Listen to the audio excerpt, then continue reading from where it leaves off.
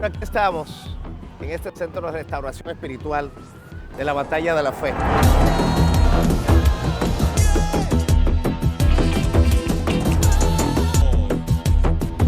Orar por la República Dominicana. Para nosotros es hermosísimo el poder entrar aquí y conocer de cerca a uno de los hombres más importantes de este país, espiritual. Un hombre verdaderamente de fe, que nosotros vamos a descubrir hoy su interior, su parte de adentro. Buenas tardes, ¿cómo están? Bendiciones. Vinimos hoy, un día donde la iglesia está quieta, de las pocas veces. ¡Wow! ¡Qué inmenso esto! ¡Qué hermoso! Se respira una paz espiritual aquí importante. Hola. Amén. Aquí me imagino la gente sentada aquí, ¿no? Los días de culto. Y cómodas que son estas sillas.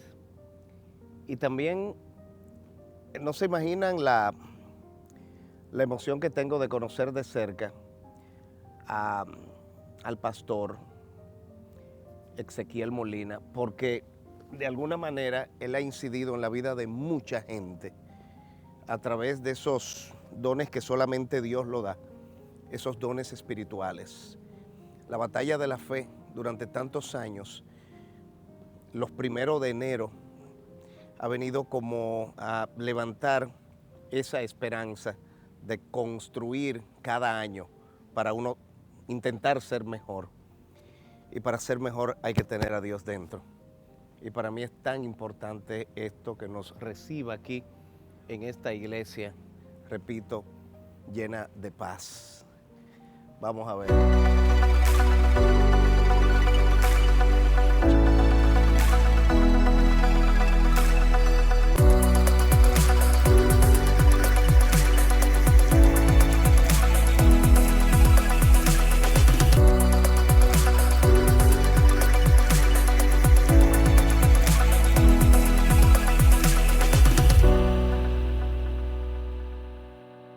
Pastor, Pido, hermano. qué bonita iglesia. Gracias, a la orden. Aquí estamos. Amén, gracias. Hola. Por la misericordia de Dios. Amén. El trayecto fue largo, pero la recompensa está aquí. Vale la pena. Vale la pena. El cielo está más lejos. Y para allá vamos. Pero gracias por recibirnos aquí. Amén. ¿Cómo está el hijo? Gracias a Dios se está recuperando, dejan paso porque parece que el traqueteo fue fuerte. ¿Qué fue lo que pasó? Pero es una cosa increíble porque él estaba bien el domingo y predicó y todo. Y entonces siguió O sea, en la el semana culto, bien. él hizo normal todo. Y estaba hablando por televisión. Cuando se puso malo, lo llevan al cardiólogo a ver si hay algún problema de corazón, no había nada.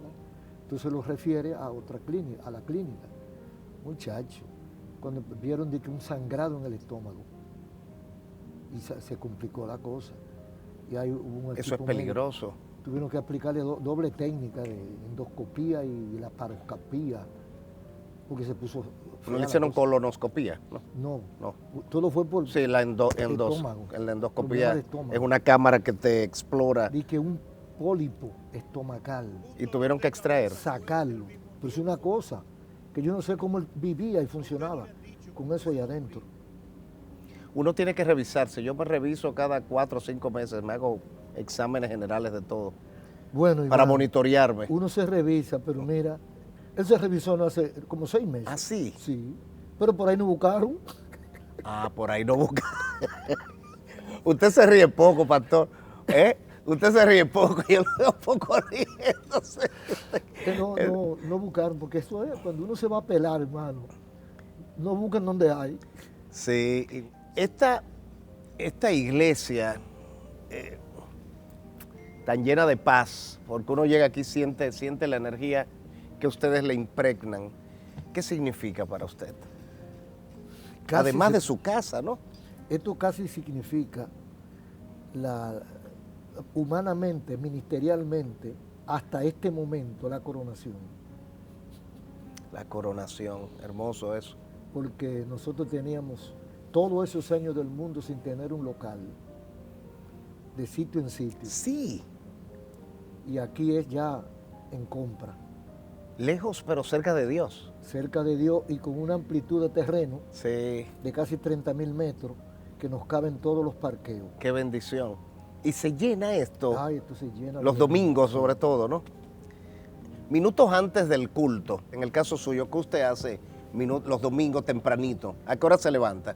Ah, no, yo tengo programa a las 7 Ah, de radio ok. y doy el programa de 7 a 8:30, me desayuno y cojo para acá. De la emisora. Yo lo transmito desde mi casa. Ah, desde la casa. Entonces, desde la casa arranca para acá y cuando llega, ¿cuál es la rutina? Ah, no, cuando llego, porque llego ya, el culto comienza a las 10. Ah, pues llega casi rayando, Y llego casi rayando, entonces Eh. me hinco a orar y comienza el Y culto. en el camino usted va pensando, o Dios le va dictando las cosas que tiene que decir, o surge en el momento. Bueno, la mayoría surge en el momento, pero uno tiene ya una idea preconcebida, un tema. Voy a tratar esto, Sí. porque es bueno siempre tener una razón para hablar y un tema, algo que decirle a la gente. Decía Tiberio Castellano, cuando usted no tiene nada que decir, lo mejor que hace es callarse. Y es más elocuente. Y es más elocuente. Pero en la semana no surge, tiene que ver con algo que usted haya vivido, que haya visto, una noticia que a veces le toca. Puede ser, sí. Y usted dice, yo tengo que hablar de esto. Y Dios, ilumíname para que yo pueda tener las palabras precisas, que yo pueda como ministrar, que yo pueda transmitir a la gente, ¿no? Sí, porque el mensaje es eso, es la respuesta a una necesidad o a unas necesidades, el consejo de Dios sobre un tema. Y puede ser un tema que esté en la palestra pública en el momento. O puede ser un tema espiritual que Dios quiera que se trate. O simplemente un consejo bíblico, una enseñanza bíblica que siempre cae bien. ¿Cómo usted visualiza los mandamientos? ¿Qué significan los mandamientos? Bueno, el resumen que hizo Cristo. El Ama a tu resumen. Dios sobre todas las cosas y a tu prójimo como a ti mismo. Ahí están los 10. Si hacemos esas dos cosas, fuéramos un mundo perfecto, pastor. Porque el que ama a su prójimo no lo envidia, Correcto. Y No se lo ama a mata. sí mismo. no le quita a la mujer. Sí. Entonces, y el que ama a Dios, lo adora, reserva un día por lo menos para meditar en Él y comparte de su propiedad y de su tiempo y de su energía y de su capacidad, comparte con la palabra de Dios, con el ministerio. Y lo más importante, el que ama y le cree a Dios, hace lo que Dios quiere Exacto, automáticamente. que uno haga. Sí. O sea, ahí hay un automático y si uno hiciera todas las cosas que Dios quiere, entonces no hubiese problema. Exacto. El problema está cuando uno empieza a pulsear Cuando uno hace como el burro que quiere caminar para donde para la contrario, vía contraria. Sí. O sea, a veces los placeres de la vida, que pueden resultar placenteros en el momento, Ajá. pero que uno no lo entiende a largo plazo, son los que te pueden producir satisfacción en el momento. en el momento. Y sin embargo, después de allá para acá viene, Sí. cuando llegan los años y cuando pasan cosas, uno empieza a decir, ¿por qué me está pasando esto? ¿No? Y hay dos resultados, uno inmediato y uno a largo plazo, porque hay un placer que uno lo recibe en el momento y se disfruta y no ve lo que va a ocurrir después, pero hay una acumulación y luego explota, entonces que uno lamenta, pero ya es tarde. Por eso es que se aconseja especialmente a los jóvenes, Sí. porque ya cuando uno está joven que no ha visto muchas cosas, cree que no sabe lo que hay después de la pared. Y el viejo que ha caminado detrás de la pared, entonces mira, detrás de la pared hay esto y esto, ten cuidado. Pero entonces no queremos escuchar a los viejos, No. a los sabios, No, porque porque están nos pasados. conviene escuchar nuestra propia conciencia y lo que nos provoca placer en el momento. Exacto. ¿Ah? Por eso Salomón se lo dijo, acuérdate de tu Creador en los días de tu juventud. Es el momento de acordarse de Dios. Cuando usted tiene mucho que dar y mucho que recibir, ¿Cómo era Ezequiel Molina chiquito, de niño? carpetoso, De muy carpetoso, desinquieto, como dicen. desinquieto. En ese tiempo las iglesias tenían bancos, no habían sillas. Bancos. Entonces yo Yo me metía por delante o por detrás y salía del otro lado. Y me daban cocotazos, pero me quería en eso, molestando Sí. en la iglesia. Sí, pero era un carpetoso. Un carpetoso. Sí, sí, pero sin nada más allá. ¿Cuándo empezó ese momento de yo quiero estar? Ya no es que papá y mamá me llevan y tengo que ir obligado y voy allá a jugar. Ya la cosa se va tornando en serio. Creo que muy temprano, porque primero había que pelear con nosotros. Éramos 5 varones y mamá nos llevaba todo delante, porque en ese tiempo era a pie, en la romana, a pie uno atrás del otro. Y entonces había que llevarnos. Pero después a eso de los 14 años, casi 14 años, ya yo quería estar. Y yo mismo iba y hablaba con el pastor y decía que yo quería bautizarme. A los 14 años. Y me bautizaron a los 14 años y medio. Porque empezó a predicar a los 14 años, A los creo. 14 y medio comencé a predicar. Después de ese momento.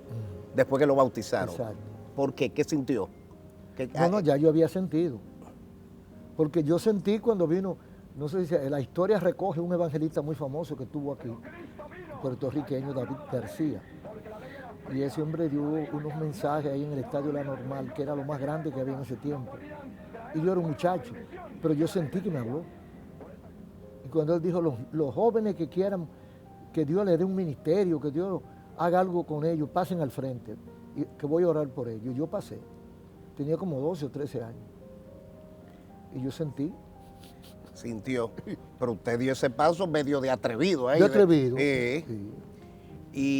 Pero hay que atreverse. Hay que atreverse. Cuando uno lo siente. Amén. Y cuando es una causa como la que se perseguía. Porque ya usted estaba sintiendo la presencia del Señor. Amén. Y sentía algo en serio, ¿no? Exacto. ¿Qué sentía? El llamado de Dios. ¿Cómo el es? deseo de hacer algo, porque es que el asunto es largo. Yo tenía una abuela que era evangélica full time. Entonces era una predicadora analfabeta. Y esa fue la primera mujer que llegó a la romana con el evangelio, fue ella. Entonces, eso me contagió también. Y yo quería ser como mi abuela. Quería ser como su abuela. Sí. ¿En algún momento usted ha sentido algo sobrenatural? ¿Ha tenido contacto con Dios? ¿Y lo ha contado o se siente que pueden pensar que son cosas suyas o de...? La iglesia católica de ese tiempo no es como la de ahora. Ah, porque era la católica. Era la católica de ese tiempo, que no permitían ni que uno leyera la Biblia. Y yo iba con un Nuevo Testamento. ¿Por qué?